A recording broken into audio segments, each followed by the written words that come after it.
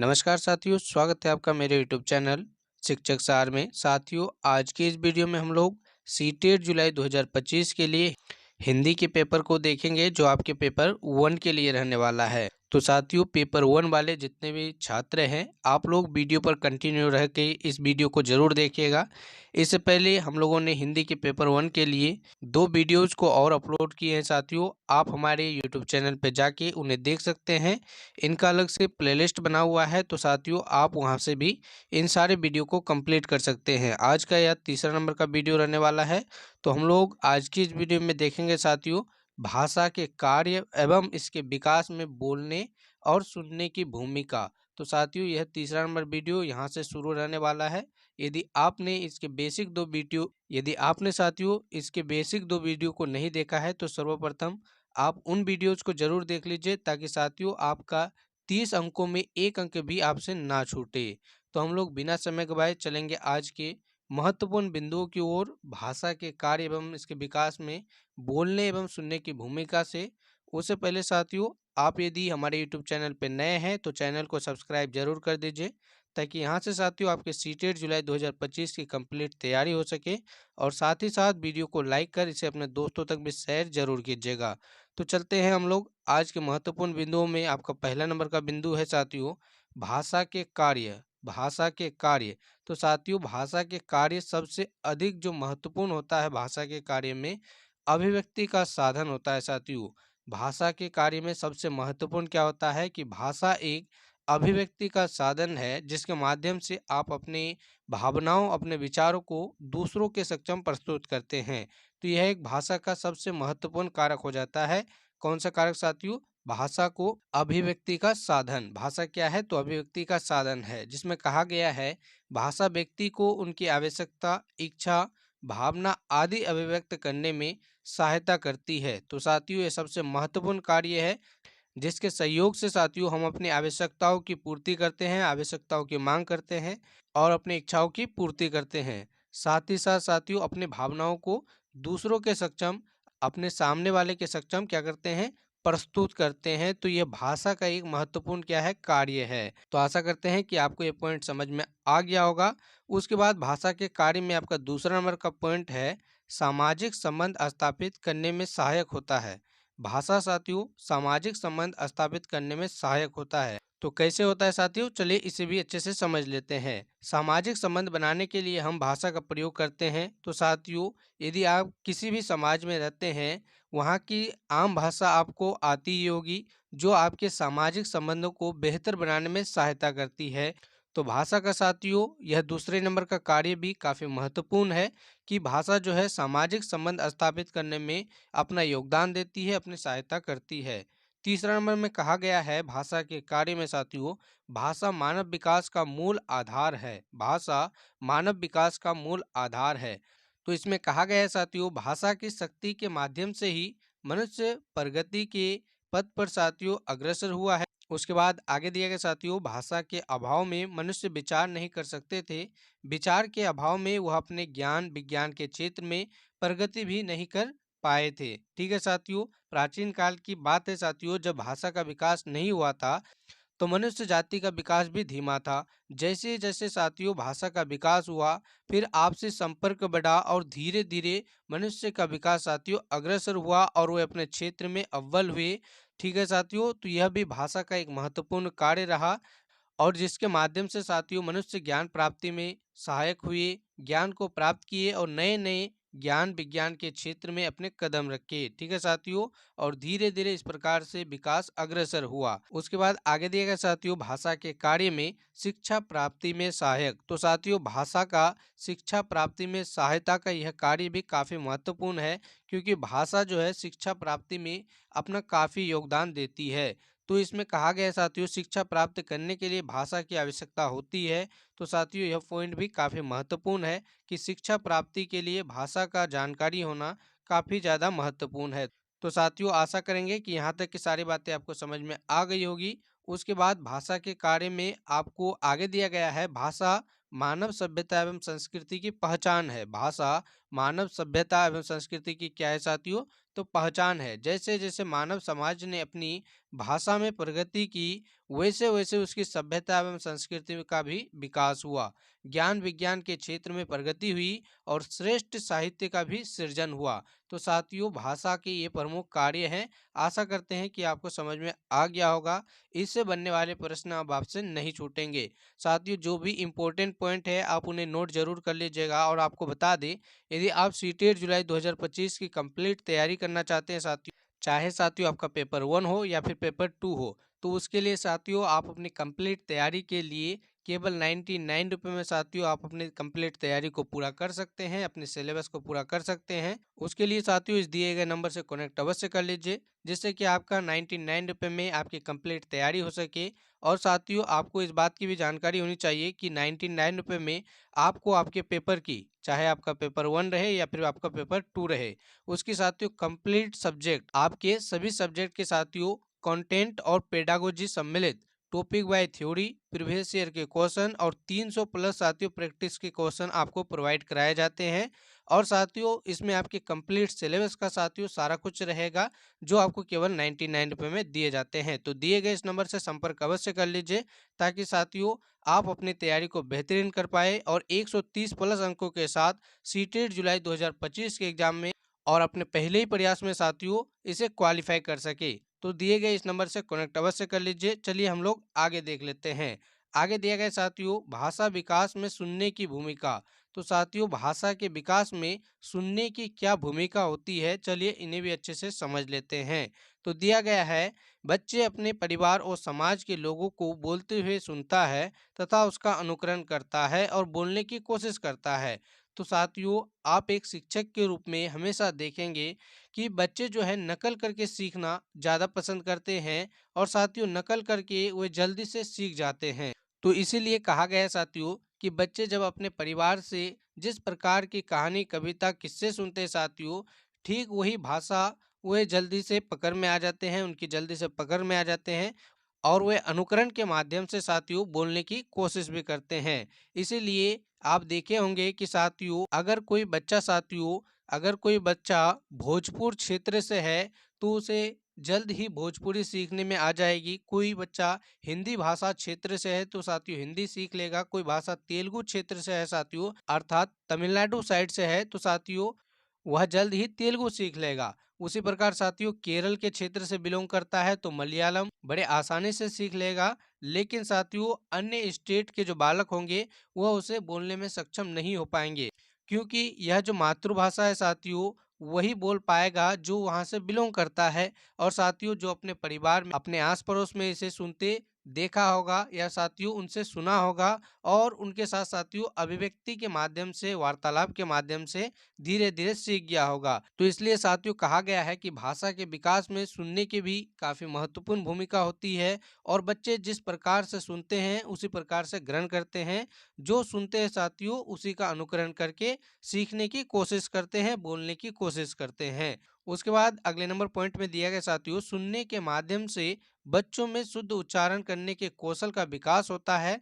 सुनने के माध्यम से ही बच्चे बोलने में तथा उच्चारण संबंधित अशुद्धियों को दूर करने में सफल हो पाता है। ठीक है साथियों, बच्चे जो अपने बाल्य अवस्था में होते हैं साथियों, वो जो उस समय उच्चारण करते हैं उनका उच्चारण सुधार और उच्चारण साथियों शुद्ध क्यों होता है, तो सुनने के माध्यम से। जब बच्चा काफी छोटा अवस्था में होता है अर्थात बाल्य अवस्था में होता है साथियों, तो उन्हें पढ़ने में उतनी रुचि नहीं रहती है और बहुत सारे बच्चे जो होते हैं साथियों पढ़ने में रुचि रखते भी नहीं है और इस अवस्था में साथियों बच्चे पढ़ने में सक्षम नहीं होते हैं। तो इस अवस्था में उनके उच्चारण फिर भी साथियों यदि वे बोलते हैं तो उनके उच्चारण में काफी शुद्धियां आपको देखने को मिलेगा।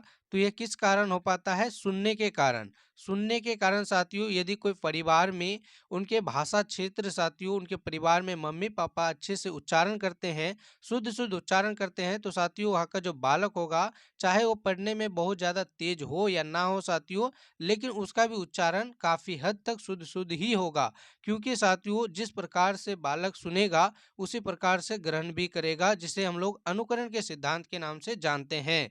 इसके आगे के वीडियो में साथियों हम लोगों ने अनुकरण के सिद्धांत को पूरा विस्तृत से जाना था। आप वीडियो नंबर दूसरे को नहीं देखे हैं तो उन्हें जरूर देख लीजिएगा। और साथियों सीटेट जुलाई 2025 के लिए हिंदी का कंप्लीट साथियों प्लेलिस्ट बना दिया गया है, आप उसे भी चेक जरूर कीजिए और साथियों हिंदी के कंप्लीट वीडियो को देख लीजिए। वहाँ पे साथियों वीडियो नंबर पहला से लेकर अंतिम तक सारा कुछ डिटेल्स दिया गया है। चलिए उसके बाद आगे के पॉइंट्स को देख लेते हैं। तो आगे दिया गया है, सुनने के माध्यम से ही एक बालक के शब्द भंडार में वृद्धि होती है। साथियों सुनने के माध्यम से ही बालकों के शब्द भंडार में वृद्धि होती है, जिससे उसकी भाषा का विकास भी वृद्धि होता है। ठीक है साथियों, जिससे उसके भाषा के विकास में भी क्या होती है, वृद्धि होती है, उसके भाषा का विकास होता है। तो किसके माध्यम से, सुनने के माध्यम से, आपको ये बात भी याद रखनी है। उसके बाद आगे का पॉइंट्स दिया गया साथियों, सुनना ध्वनि के विभेदीकरण का सबसे अच्छा माध्यम होता है।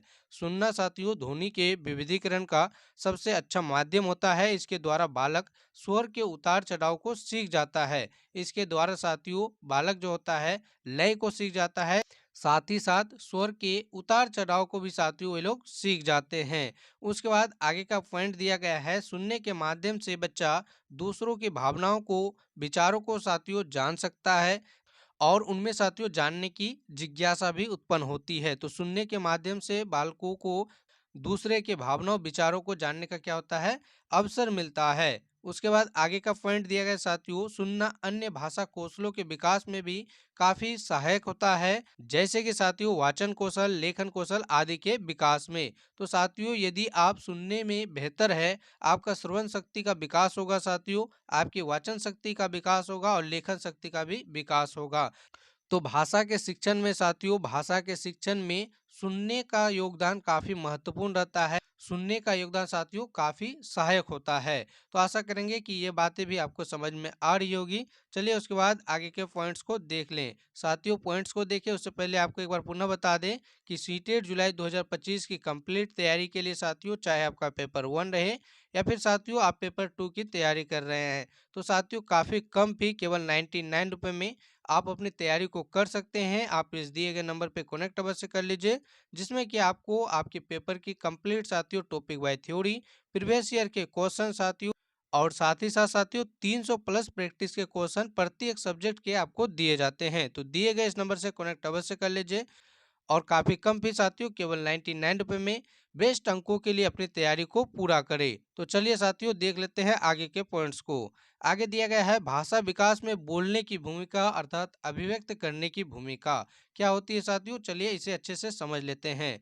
बोलकर हम अपनी भावनाओं को तथा अपने विचारों को अभिव्यक्त करते हैं, दूसरों के सक्षम प्रस्तुत करते हैं। तो साथियों पहला नंबर पॉइंट आपका यह कहता है। उसके बाद दूसरे नंबर में कहता है साथियों, बोलने से ही बच्चा शुद्ध उच्चारण सीखता है या फिर साथियों सीखने में सक्षम होता है। तो जब तक बालक बोलेगा नहीं साथियों, तो उसके उच्चारण में अशुद्धियों का पता नहीं चलेगा और जिससे साथियों वे शुद्ध शुद्ध उच्चारण भी नहीं कर पाएंगे। उसके बाद आगे के पॉइंट्स में दिया गया साथियों, बोलकर ही बच्चा कुशलता भाषा प्रभाव प्राप्त करता है। तो साथियों बोलने के बाद ही साथियों बच्चों में कुशल भाषा का विकास हो पाता है साथियों। इसे भी आप लोग अच्छे से जरूर समझिएगा। और आगे दिया गया है, बातचीत के द्वारा सामाजिक संबंधों का निर्माण होता है। तो जब तक साथियों बच्चे आपस में वार्तालाप नहीं करेंगे, तो उनके सामाजिक संबंधों में भी साथियों निखार नहीं आएगी और वे साथियों सामाजिक संबंध बनाने में सक्षम नहीं हो पाएंगे। तो यह साथियों भाषा के विकास में बोलने की भूमिका है। और साथ ही साथ साथियों बोलकर ही आप दूसरे के बातों को, दूसरे की भावनाओं को समझ सकते हैं। इसे भी आप लोग अच्छे से जरूर याद रखिएगा, क्योंकि साथियों जब आपस में आप लोग बातचीत नहीं कीजिएगा, तो उनकी भावनाओं का अधिकांशतः भाग आप लोग अवलोकन नहीं कर पाइएगा। इसलिए बोलना काफी सहायक होता है। चाहे साथियों आप इसे किसी भी क्षेत्र में ले ले, तो बोलना एक व्यक्ति के लिए काफी महत्वपूर्ण होता है। वार्तालाप करना साथियों काफी महत्वपूर्ण होता है। उसके बाद आगे के पॉइंट में दिया गया साथियों, भाषा अधिगम में व्याकरण की भूमिका। तो साथियों पहले नंबर पॉइंट में हम लोगों ने भाषा अर्जन और भाषा अधिगम में बेसिक से साथियों सभी कुछ डिटेल से पढ़ा है। आशा करेंगे कि जो भी कैंडिडेट उस वीडियो को देखा है साथियों, भाषा अधिगम और भाषा अर्जन से उनका एक भी डाउट नहीं रहा होगा। तो ठीक है साथियों, इसमें व्याकरण की क्या भूमिका होती है, चलिए इसे समझ लेते हैं। तो पहला नंबर पॉइंट दिया गया साथियों, विद्यार्थियों को शुद्ध उच्चारण की शिक्षा प्रदान करना व्याकरण की भूमिका होती है।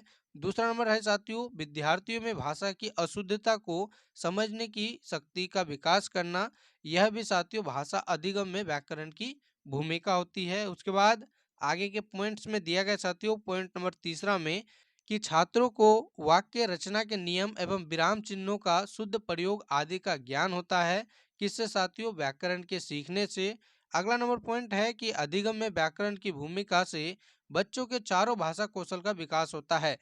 चारों भाषा कौशल कौन कौन से हैं साथियों? यदि आपको पता है तो कमेंट करके जरूर बताइए साथियों। काफी मोस्ट इम्पोर्टेंट प्रश्न है। चाहे साथियों आप इसे किसी भी पेपर के लिए ले लीजिए, चाहे आपका पेपर 1 हो या पेपर 2 हो, हिंदी भाषा आपका लैंग्वेज 1 हो या फिर लैंग्वेज 2 हो, साथियों भाषा कौशल से आपके चारों भाषा कौशल से प्रश्न बनेंगे ही बनेंगे। आपके सीटेट के एग्जाम में यहाँ से प्रश्न पूछे ही जाते हैं। तो साथियों काफी इंपॉर्टेंट पॉइंट है, जिसके बारे में साथियों हम लोग वीडियो के आगे में विस्तृत से जानेंगे भी। यदि आपको पता है साथियों तो कमेंट जरूर कीजिएगा। साथियों कमेंट करने के माध्यम से हम लोग जान पाएंगे कि आपकी तैयारी किस लेवल की चल रही है। और साथ ही साथ साथियों यदि आप सही कमेंट करते हैं तो इससे आपके कॉन्फिडेंस लेवल का भी जो है बढ़ोतरी होगा, जिससे बिना किसी डाउट साथियों, बिना किसी कंफ्यूजन के सही उत्तर का चयन कर सके। तो साथियों आंसर को कमेंट जरूर कीजिएगा। चार भाषा कौशल कौन कौन से हैं? उसके बाद आगे दिए गए साथियों कि भाषा का शुद्ध प्रयोग करने तथा भाषा में दक्षता प्राप्त करने में व्याकरण की मुख्य भूमिका निभाती है। व्याकरण ही साथियों मुख्य भूमिका निभाती है किसमें? तो भाषा के शुद्ध प्रयोग तथा साथियों भाषा में दक्षता प्राप्त करने के लिए व्याकरण की सबसे अहम भूमिका होती है। उसके बाद आगे दिए गए साथियों विद्यार्थियों को विभिन्न ध्वनि का ज्ञान देना तथा साथियों इसमें बढ़ावा देना भाषा का महत्वपूर्ण योगदान होता है।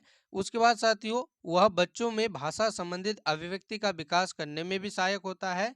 आगे के पॉइंट्स में दिया गया है यह छात्रों के लेखन शैली में मुहावरों लोकोक्तियों का प्रयोग करने का शिक्षण देकर उनके लेखन कार्य में जो क्या करता है साथियों विकास करता है। यदि साथियों व्याकरण में आप मुहावरों का प्रयोग करते हैं, लोकोक्तियों का प्रयोग करते हैं, ठीक है साथियों, अनेक शब्दों के बदले किसी एक शब्द का प्रयोग करते हैं, तो इससे साथियों आपके लेखन क्षमता में रुचि जगाकर कोई भी आपकी बातों को समझेंगे, आपके बातों को साथियों पढ़ेंगे। क्योंकि जब भी आप लोकोक्तियों का प्रयोग करते हैं, मुहावरों का प्रयोग करते हैं, किसी एक शब्द का प्रयोग करते हैं, तो इससे साथियों आपके लेखन क्षमता में रुचि जगाकर कोई भी आपकी बातों को समझेंगे, आपके बातों को साथियों पढ़ेंगे। क्योंकि जब भी आप लोकोक्तियों का प्रयोग करते हैं, मुहावरों का प्रयोग करते हैं, तो यह आपके लेखन कार्य में साथियों निखार लाता है। क्या लाता है साथियों? लेखन कार्य में निखार लाता है। और साथियों व्याकरण में इन चीजों का उपयोग करना लेखन कार्य में श्रृंगार के रूप में साथियों अलंकार के रूप में कार्य करता है। तो आशा करेंगे कि आप लोगों को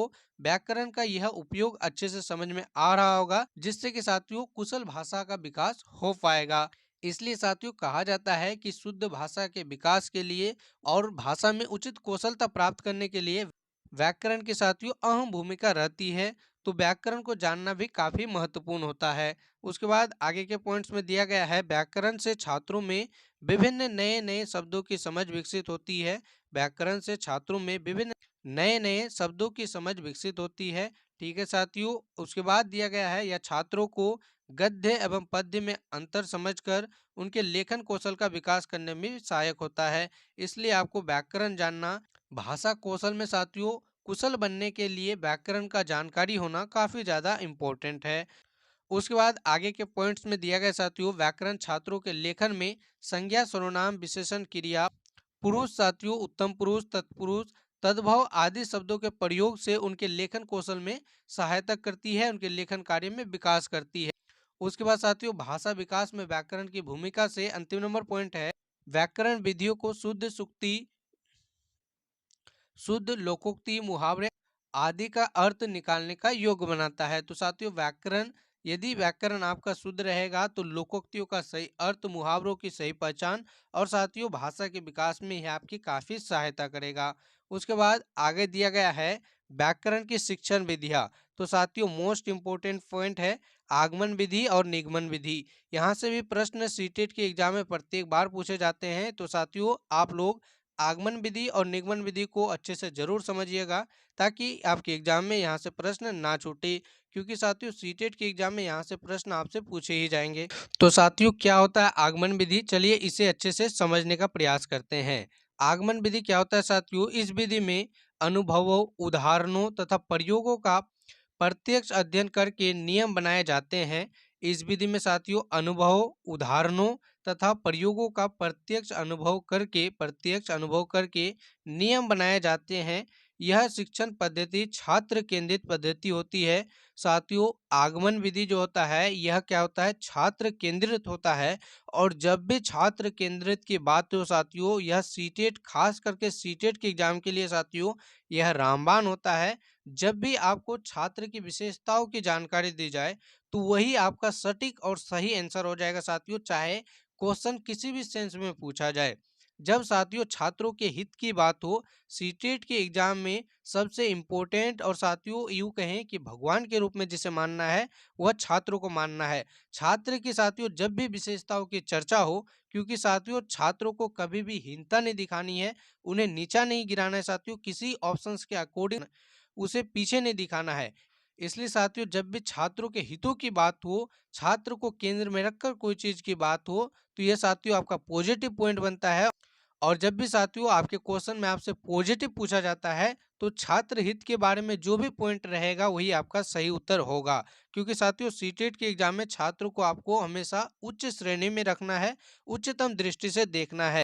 सीटेट के एग्जाम में साथियों छात्रों के हित के बारे में जो भी रहेगा सारा कुछ सही रहेगा, और आपको साथियों इसे इम्पोर्टेंट मानना है, इसे बढ़ावा देना है। एक शिक्षक के रूप में साथियों हमेशा इसे बढ़ावा देना है। तो छात्र केंद्रित पद्धति है कौन सी पद्धति साथियों, तो आगमन पद्धति, आगमन विधि। जब भी साथियों पॉजिटिव क्वेश्चन पूछा जाएगा और ऑप्शंस में आगमन विधि रहेगा तो साथियों यहाँ पे सही उत्तर आपका आगमन ही हो जाएगा, क्योंकि यह छात्र केंद्रित होता है। और छात्र केंद्रित को हमेशा साथियों आपको बढ़ावा देना है। आगे दिया गया है जो छात्रों को करके सीखने, तो साथियों यह भी पॉजिटिव ही है कि छात्रों के करके सीखने अर्थात उन्हें अवसर देना है जिससे कि वे स्वयं सीखे पर जोर देता है। काफी इंपॉर्टेंट पॉइंट है साथियों, आप लोग इसे ध्यान में जरूर रखिएगा। सभी पॉइंट को अपने माइंड में सेट जरूर कर लीजिए। और इन सारे नोट्स को साथियों प्राप्त करने के लिए आप इस दिए गए नंबर पे कनेक्ट कर लीजिए, जिससे कि साथियों सभी सब्जेक्ट में आपको इसी प्रकार से topic wise theory, previous year के क्वेश्चंस और साथियों प्रैक्टिस के 300 प्लस क्वेश्चन आपको प्राप्त हो सके काफी कम फी, केवल 99 रुपए में, चाहे आप पेपर 1 की बात करें या फिर पेपर 2 की। तो दिए गए इस नंबर पे साथियों कनेक्ट अवश्य कर लीजिए ताकि आप इन सारे पीडीएफ को गौर पूर्वक ध्यान पूर्वक जरूर पढ़ें और इनके महत्वपूर्ण पॉइंट्स को साथियों याद कर सके। तो साथियों आगे उसके बाद दिया गया है कि करके सीखने पर जोर देता है। यह एक मनोवैज्ञानिक तरीका है साथियों। यह कैसा तरीका है, तो एक मनोवैज्ञानिक तरीका है। इस विधि में कुछ शिक्षण सूत्रों का भी पालन किया जाता है। इस विधि में साथियों कुछ शिक्षण सूत्रों का भी पालन किया जाता है, जैसे ज्ञात से अज्ञात की ओर। साथियों आपके उदाहरण देकर आपसे क्वेश्चंस पूछे जाएंगे कि यह किस विधि के अंतर्गत आएगा, आगमन की निगमन। तो साथियों जब भी ज्ञात से अज्ञात की ओर की बात करें तो यह आपके आगमन विधि के अंतर्गत आएगा। और साथियों सरल से जटिल की ओर या फिर कठिन की ओर जाया जाएगा तो यह भी आगमन विधि के आएगा। हमेशा साथियों कम से ज्यादा की ओर जाया जाएगा तो वह आपका आगमन विधि होगा। जैसे ज्ञात से अज्ञात की ओर, सरल से कठिन की ओर साथियों, मूर्त से अमूर्त की ओर। मूर्त अर्थात साथियों कोई चीज को देख के सीखना, और अमूर्त साथियों बिना देखे उसके बारे में चर्चा करना, उसके बारे में जानकारी इकट्ठा करना आपका अमूर्त कहलाता है। तो मूर्त अवस्था से अमूर्त अवस्था की ओर जाना आपके किस विधि के अंतर्गत आएगा, तो आगमन विधि के अंतर्गत। और साथियों स्थूल से सूक्ष्म की ओर जाना भी आगमन विधि के अंतर्गत ही आएगा। स्थूल अर्थात साथियों बड़े चीज की जानकारी देना, और साथियों उनके कणों की जानकारी देना सूक्ष्म वस्तु तक। बड़ा वस्तु की जानकारी देते देते साथियों उसे सूक्ष्म करके छोटे से छोटे कण की जानकारी देना साथियों आपका स्थूल से सूक्ष्म कहलाता है, जो कि आपके आगमन विधि के अंतर्गत आएगा। तो साथियों इस विधि में हमेशा आपको साथियों आसान से मुश्किल की ओर जाया जाएगा, जो आपके आगमन विधि के अंतर्गत आएगा। इसे साथियों पॉजिटिव में लेना है, और जब भी पॉजिटिव पूछा जाए तो आपके आगमन विधि को आपको सही करके आना है। ठीक है साथियों। उसके बाद चलिए निगमन विधि को जान लेते हैं कि क्या पूछा गया है निगमन विधि से संबंधित। यह भी महत्वपूर्ण है साथियों। तो चलिए साथी इसको पॉइंट्स को देख लेते हैं, फिर इसके बारे में भी अच्छे से आपको समझा देते हैं। निगमन विधि में क्या होता है, इस पद्धति में विद्यार्थियों को पहले नियमों का ज्ञान करवाया जाता है। उसके बाद साथियों उन नियमों को एक उदाहरण देकर समझाया जाता है।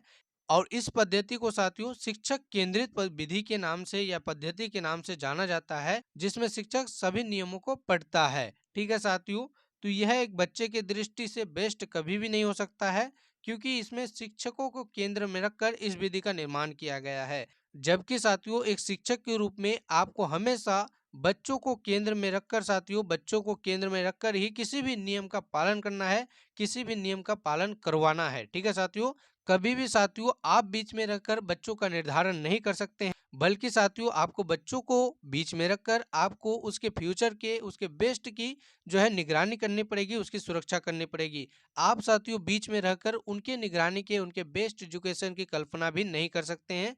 आपके सीटेट की एग्जाम में यह आपका नेगेटिव पॉइंट हो जाएगा। निगमन विधि साथियों आपका नेगेटिव सेंस दे रहा है, क्योंकि इसमें साथियों शिक्षक केंद्रित विधि का अवलोकन किया गया है। यह एक शिक्षक केंद्रित विधि है जिसमें पहले आपको नियम ही बता दिए जाते हैं, उसके बाद उदाहरण बताए जाते हैं। जबकि आपको आगमन विधि का अवलोकन करना है साथियों। आगमन विधि में क्या होता है, आपको उदाहरण देकर अच्छे से समझाया जाता है साथियों, उसके बाद उसके नियमों का साथियों खुलकर अनुसरण किया जाता है, उसके नियमों को आपको बताया जाता है। तो आगमन विधि को साथियों और निगमन विधि के पॉइंट्स को आप लोग अच्छे से जरूर याद रखिएगा, क्योंकि यहाँ से प्रश्न आपके एग्जाम में पूछे जाने ही है साथियों, 100% गारंटी के साथ ही। जो कि साथियों आपको 100% गारंटी के साथ कहा जाता है। प्रत्येक बार आगमन और निगमन विधि से प्रश्न बने हैं और इस बार भी साथियों बनेंगे ही। आप लोग इन पॉइंट्स को अच्छे से जरूर याद रखिएगा, ताकि आपके एग्जाम में पॉइंट्स ना छूटे, आपके एग्जाम में एक भी क्वेश्चन ना छूटे और आप साथियों लैंग्वेज के सब्जेक्ट में 30 अंकों का भरपूर लाभ उठा सके। क्योंकि साथियों यह 30 अंकों का सीरीज चलाया जा रहा है, तो आपका साथियों 30 में से 30 अंक आए, इसके लिए आपको कड़ी मेहनत भी करनी होगी। सभी पॉइंट्स को साथियों ध्यान में रखना होगा। यहाँ से प्रश्न बनेंगे तो यहाँ से प्रश्न बनेंगे तो साथियों आप इन दोनों पॉइंट्स को अच्छे से नोट जरूर कर लीजिएगा और अच्छे से समझ भी जरूर लीजिएगा। उसके बाद आगे का विधि दिया गया है अनुकरण विधि। अनुकरण विधि अर्थात साथियों नकल करके सीखना, यह आपका अनुकरण कहलाता है, कॉपी करके सीखना। इस विधि में बालक अनुकरण करके सीखता है, इसलिए इस विधि को अनुकरण विधि कहते हैं। ठीक है साथियों, इस बालक अनुकरण करके सीखता है अर्थात कॉपी करके सीखता है, इसलिए इस विधि का नाम ही क्या है साथियों, अनुकरण विधि। इसमें कुछ भी खास नहीं है साथियों, आपको सिर्फ समझना है और पॉइंट्स को याद रखना है। आगे दिया गया साथियों, इस विधि में बालक अपने शिक्षक का अनुकरण अर्थात नकल करके लिखता है, पढ़ता है। उसके बाद दिया गया साथियों, इस विधि के अंतर्गत बालक शिक्षक के उच्चारण को सुनकर वाचन करना सीखता है। पहले शिक्षक बोलता है, फिर बच्चे उसका अनुसरण करके उनके पीछे पीछे बोलते हैं। तो यह आपका कौन सा विधि हो गया साथियों, अनुकरण विधि हो गया। अनुकरण विधि हो गया साथियों अर्थात नकल करके सीखना, आपका ये इस विधि के अंतर्गत आ जाएगा। ठीक है साथियों, बड़े आसानी से आपको यह समझ में आ रहा होगा, क्योंकि काफी आसान है साथियों और बड़े आसानी से इसे समझ सकते हैं। और साथियों आपको बता दें, यदि आपको वीडियो पसंद आ रही है और साथियों हमारे समझाने का तरीका और ये सारे कंटेंट जो आपके लिए साथियों दिन भर मेहनत करके बनाया जाता है, यदि आपको पसंद आ रही है तो वीडियो को लाइक जरूर कीजिएगा। कमेंट में साथियों अपना फीडबैक जरूर दीजिएगा, ताकि साथियों हम आपके लिए लगातार इसी प्रकार से मेहनत करते रहें।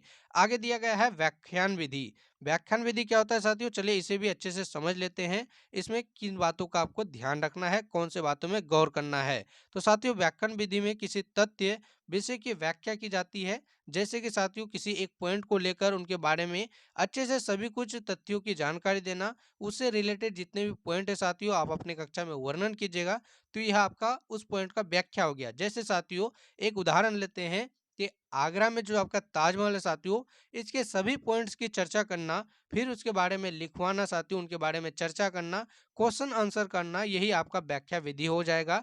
इसी के अंतर्गत साथियों व्याख्यान विधि आपके समाहित हो जाएगी। तो किसी भी पॉइंट के बारे में अच्छे से समझाना, उसके बारे में विस्तृत चर्चा करना, उसके सभी पहलुओं को देखना साथियों आपके व्याख्यान विधि के अंतर्गत आ जाएगा। आशा करेंगे कि आपको समझ में आ रहा होगा। इस विधि में शिक्षक की भूमिका प्रमुख होती है, इसलिए इसे शिक्षक केंद्रित शिक्षण विधि मानी जाती है। तो यह भी साथियों एक शिक्षक केंद्रित विधि है, आपको याद रखना है, इस बात की भी जानकारी आपको होनी चाहिए। उसके बाद आगे दिया गया साथियों भाषा संसर्ग विधि। साथियों काफी महत्वपूर्ण आज का यह वीडियो आपके रहने वाला है, क्योंकि यहाँ से प्रश्न भर भर के पूछे जाते हैं। आगमन विधि, निगमन विधि, भाषा संसर्ग विधि, व्याख्यान विधि साथियों, इनसे आपके लगभग 2 या 3 अंक, कभी कभी साथियों 4 अंक के भी प्रश्न आपके एग्जाम में पूछे जाएंगे। आपके लैंग्वेज के सब्जेक्ट में, चाहे आप लैंग्वेज 1 में से चुने या फिर साथियों लैंग्वेज 2 में चुने, यहाँ से प्रश्न आपके एग्जाम में पूछे ही जाने हैं। तो आशा करेंगे कि आज के इस पॉइंट पॉइंट को आप लोग गौर से जरूर देखिएगा। मेन पॉइंट्स को साथियों याद जरूर रखिएगा और इम्पोर्टेंट पॉइंट्स जो भी है उन्हें अपने कॉपी में नोट भी जरूर कीजिएगा। साथ ही साथ साथियों, यदि आप चाहते हैं कि इन पीडीएफओ को आप लेकर खुद पढ़े, सेल्फ स्टडी के माध्यम से साथियों अपने एग्जाम की तैयारी करें, ताकि साथियों आप अपने पहले ही प्रयास में 130 प्लस अंकों के साथ अपने एग्जाम को क्वालिफाई कर सके, तो दिए गए इस नंबर से कनेक्ट अवश्य कर लीजिए। काफी कम फी, केवल 99 रुपए में साथियों, केवल 99 रुपए में, चाहे आपका पेपर 1 हो या फिर पेपर 2 हो, आपको कंप्लीट इसी प्रकार से topic by theory, previous year के क्वेश्चन और साथ ही साथ साथियों 300 प्लस प्रैक्टिस के क्वेश्चन आपको दिए जाते हैं। प्रत्येक सब्जेक्ट के साथियों आपको दिए जाते हैं और आपको पता ही होगा कि सीटेट एग्जाम आपके पूर्णतः समझ पे आधारित होता है, इसलिए आपको सेल्फ स्टडी करने की काफी आवश्यकता होती है। सभी को साथियों आपके सीटेट जुलाई 2025 के एग्जाम के लिए तैयार किया गया है, पूर्णतः अपडेटेड है। तो साथियों इस दिए गए नंबर से आप कनेक्ट करके इनको जरूर ले लीजिए, ताकि आप बचे टाइम पे साथियों अपनी तैयारी को वेस्ट कर सके। चलिए तो देख लेते हैं भाषा संसर्ग विधि क्या होता है, किन बातों को इसमें याद रखना है। इसमें दिया गया साथियों यह एक व्याकरण शिक्षण विधि है। कैसी विधि है साथियों? तो व्याकरण शिक्षण विधि है। इस विधि में रचनाओं के माध्यम से व्याकरण का ज्ञान दिया जाता है। प्राथमिक कक्षा हेतु यह विधि कक्षा में ली जाती है। इस विधि के द्वारा छात्रों के अच्छे लेखन एवं पुस्तकों के माध्यम से व्याकरण का ज्ञान दिया जाता है। तो साथियों इस विधि में छोटे कक्षा के छात्रों अर्थात प्राथमिक स्तर के छात्रों को भाषा में साथियों कविताओं के माध्यम से व्याकरण का छोटा छोटा ज्ञान करवाया जाता है, धीरे धीरे ज्ञान करवाया जाता है। जैसे कि साथियों उनके कविताओं में व्याकरणों की थोड़ी बहुत जानकारी जो होती है, उन्हें ही प्राथमिक स्तर से देना आपके भाषा संसर्ग विधि के अंतर्गत चले आएगा। तो आशा करेंगे कि यह विधि भी आपको अच्छे से समझ में आया होगा। तो साथियों आशा करेंगे कि आज की इस वीडियो में सभी पॉइंट्स आपको अच्छे से समझ में आए होंगे। हम लोग मिलेंगे इसी तरह से आपके अगले वीडियो में साथियों अगले पॉइंट के साथ। और साथियों 30 अंकों की कंप्लीट तैयारी के लिए आपकी कई क्लासेस चलेंगे, जिसका यह तीसरा नंबर का वीडियो था। आगे का वीडियो भी साथियों आपका आएगा, जिससे कि आपके कंटेंट का कंप्लीट क्लासेस हो पाए, ताकि साथियों सभी कुछ आपको आसानी से समझ में आ सके। तो हम लोग मिलेंगे अगले वीडियो में साथियों अगले नंबर पॉइंट्स के साथ। तब तक के लिए आपका बहुत बहुत धन्यवाद। चैनल को अभी तक सब्सक्राइब नहीं किए हैं तो चैनल को सब्सक्राइब जरूर कर दीजिएगा, और साथियों वीडियो को लाइक कर इसे अपने दोस्तों तक भी शेयर जरूर कीजिए। साथ ही साथ साथियों सीटेट संबंधित नोटिफिकेशन सबसे पहले पाने के लिए हमारे टेलीग्राम और साथियों हमारे व्हाट्सएप चैनल से जरूर जुड़ जाइए। लिंक आपको डिस्क्रिप्शन में दिया गया है।